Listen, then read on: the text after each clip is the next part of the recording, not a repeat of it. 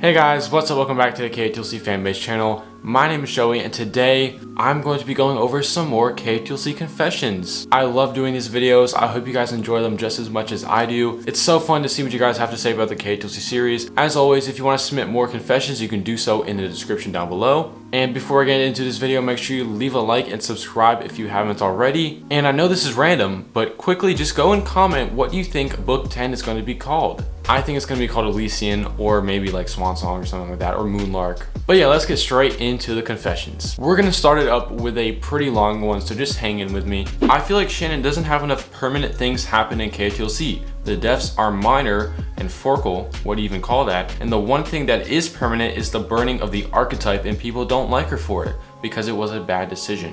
What I think people want to see is a death of a good guy, main character, whose death is for the better. It'll feel like Shannon commits to the decision that she makes. So I know you guys don't want to see the death of the character, but I agree with what this person is saying. If you look back on all the things that have happened, none of them are permanent. All of them get reversed in like a book. Keith always comes back in the end. He's ran away twice. He's always came back before the next book. So I think this is a good point. You know, Shannon doesn't commit to her decisions. When I read the part where Sophie and Fitz were about to kiss, I calmly put my book down and then threw it across the room. So I do something pretty similar to this. Like, this happens like when I'm like watching a show or a movie or something, and I know something crazy is about to happen, or something embarrassing or cringe is about to happen. I have to pause it, like stand up, take a breath, like walk around my room or something. And this happens with books too. I just have to take a breather and then I could go in and like read what's about to happen. And I don't remember, but I probably did something similar when the Sophie and Fitz like in flashback, but yeah. I don't really like KotLC fanfictions because they just aren't good regardless of the ship.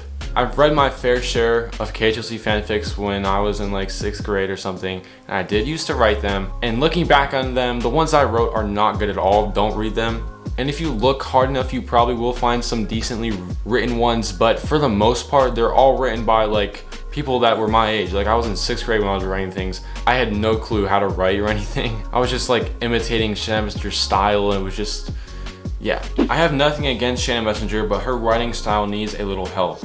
The sentences are basically all statements. I wish she could spice it up sometimes. By the way, I made a bunch of people KotLC fans, so I love the series.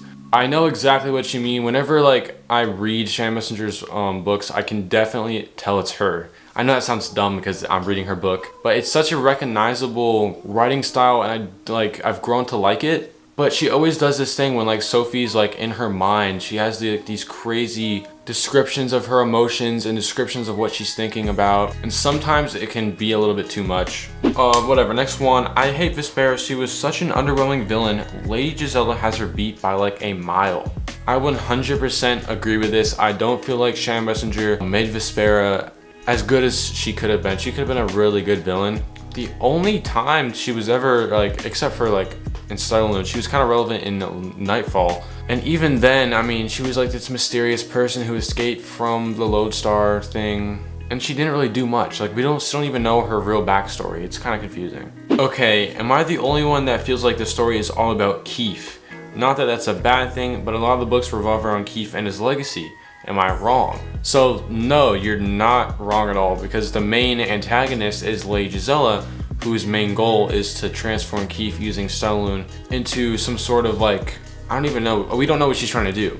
It's revolved around Keith because the main villain is doing stuff with him. So you're not wrong, but Sophie is still the main character because she is the main person who can solve all this stuff. I'm honestly disappointed in the 9th book, Stellarloon. Especially the Still Keith kiss. It was supposed to be super special. It seems like Keith doesn't love her the way he used to. So the thing about this is that the whole time in Stellarloon, Keith can't feel anybody's emotions. Because of this whole thing that he's going through, his like numbing thing, I don't think he can use his empathability anymore for some reason. So he doesn't know what Sophie is feeling. And I think that plays a really big part. But I assure you, I mean, he still does love her the way he used to.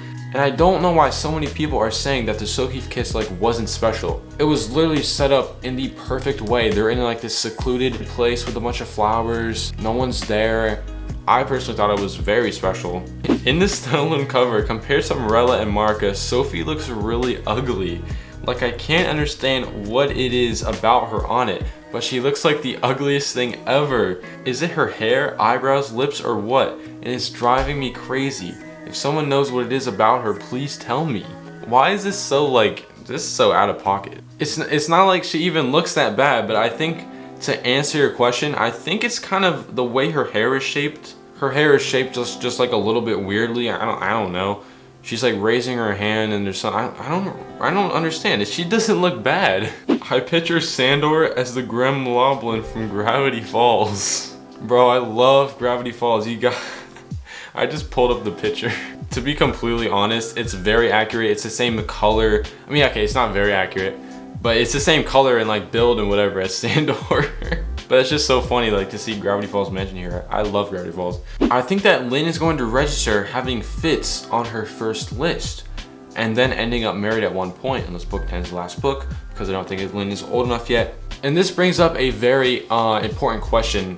When are they getting their match lists? I don't know if Shannon Messenger planned to include them getting all their match lists, but I know Fitz registered for his. Sophie, okay, we know what happened with Sophie. I assume the other characters, maybe like Biana, I don't think Dex did it. Keith obviously hasn't done it.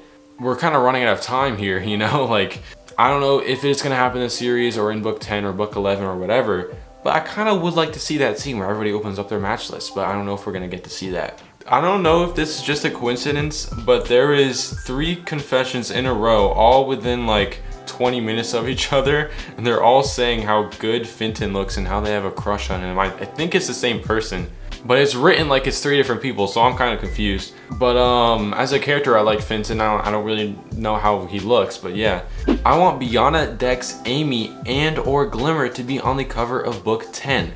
I can agree with you slightly. I do not want Amy on the cover. I'm sorry. I think Glimmer could be on the cover if she's in a major scene, but I definitely want Biana and Dex on the cover. I think a cover with 4 characters, I don't think that's been done before. Wait, no, there's just been 2 and 3. What if for the last book there's like a 4-character cover? It's like Sophie, Keith, Biana, maybe Fitz or Dex or something like that. I think that would be cool. Or Glimmer, I don't know. But I want to see some new characters on there. We haven't seen Biana since like never seen. We haven't seen, okay, we've seen Keith.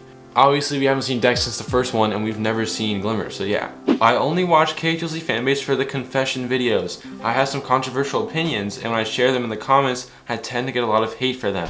The confession videos give me a chance to laugh at other people's controversial opinions without getting hate for mine. And that's what I like to do with this series. I like to read out unpopular opinions, and instead of just like throwing them away immediately in the trash, I like to hear them out. I like to see their point of view because sometimes they do have a point. Now, it doesn't mean that they're entirely right. It just means that there is some truth to what they're saying. Like this, for example, the next one, I think Keith is a bit overrated. I mean, I do think he's a good character and all, but it does feel like a lot of people ignore his flaws and only support him because he's hot and funny. Like, could you imagine saying that in our comment section? You would not survive. But if I'm looking at it and I'm like gonna analyze this confession, it has a lot of truth to it because Keith is not a perfect character. He is very, very flawed.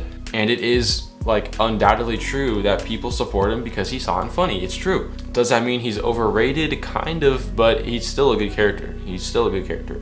Sometimes I make up confessions. Guys, come on, that defeats the entire purpose. This is supposed to be like an anonymous way to like share your true thoughts. Can you guys please stop with the clickbait thumbnails? I'm sorry about that. It's just like it's a YouTube thing. It's not a us thing. It's a YouTube thing. I really want more Amy in book 10. I have to disagree with this. We did get to see her in Saloon and she helped him out a little bit. She told him about like these islands that were lost. And I think that's good enough. I said the same thing before I had read Saloon about Jency, how I didn't really want to see him in book 10. But to be honest, I actually did like seeing him in Foxfire, so maybe I'll change my mind about Amy.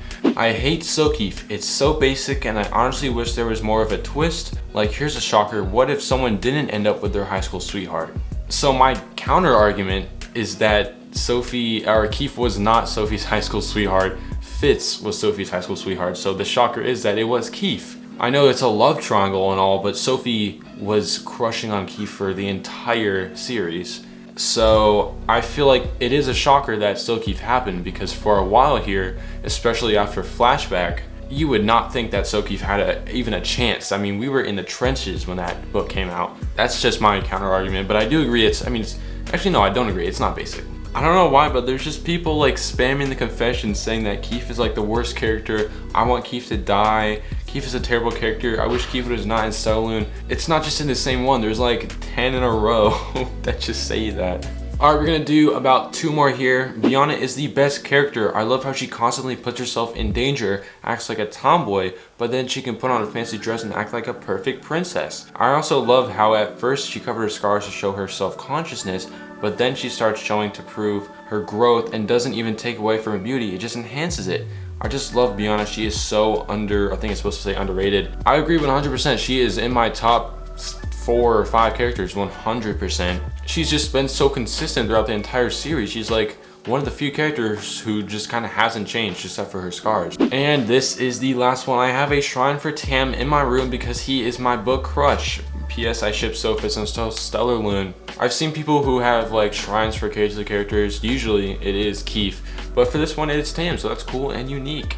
And yeah, that's gonna wrap up this video. Hope you guys enjoy these KotLC confessions. This series will not be stopping. We're going to be doing more of them. So I want you guys to come up with the spiciest confessions because I feel like you guys were kind of lacking today. I mean, I'm just going to say it. If you guys enjoyed, make sure to leave a like and subscribe. I would greatly appreciate it. And comment down below, what was your favorite confession?